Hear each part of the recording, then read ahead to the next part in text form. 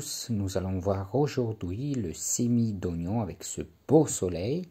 Donc nous allons voir deux façons différentes, donc avec des bulbes et avec des semis. J'ai jamais fait les semis et nous allons voir tout ça ensemble. Donc j'ai retourné la terre, incorporé du compost des déchets alimentaires et passé râteau. Donc la terre est bien souple et nous allons enfoncer délicatement nos bulbes d'oignon. Ils n'ont pas besoin d'être s'aimer trop profondément.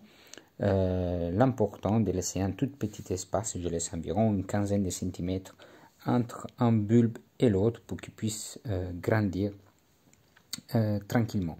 Donc on va faire une belle rangée pour qu'on puisse avoir des belles récoltes et pourquoi pas garder les oignons le plus longtemps possible dans le garage pour l'hiver.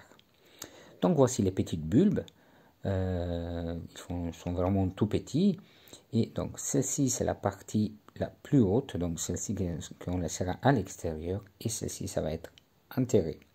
Donc nous allons ensuite les recouvrir délicatement, voilà, et on verra que d'ici à peu près une semaine, 10 jours, nous allons voir déjà la petite pousse verte qui va sortir.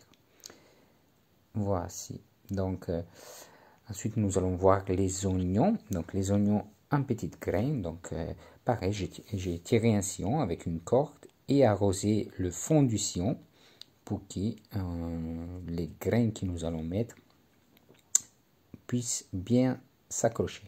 Donc c'est des petites graines noires, tout petites, donc on ne va pas en s'aimer beaucoup, on va en s'aimer assez espacé, pour qu'on aura beaucoup moins de gaspillage et nous n'allons pas trop les répiquer ensuite. Donc c'est la première fois que j'essaye cette typologie des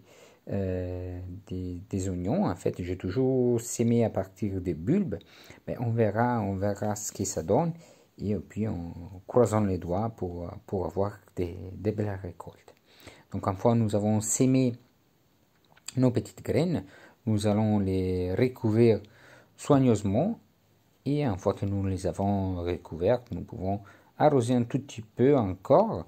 L'oignon, c'est une culture c'est une bulbe qui n'a pas besoin beaucoup d'arrosage, un peu comme l'ail et l'échalote. L'important, c'est d'avoir un sol très riche, donc beaucoup de matière organique. Et voici, donc j'espère que ma vidéo vous a plu. Je vous dis à très bientôt et c'est toujours un plaisir de partager ce moment avec vous. Et n'hésitez pas à laisser un petit commentaire si ma technique vous plaît ou si vous avez des conseils à me donner. Ciao, ciao!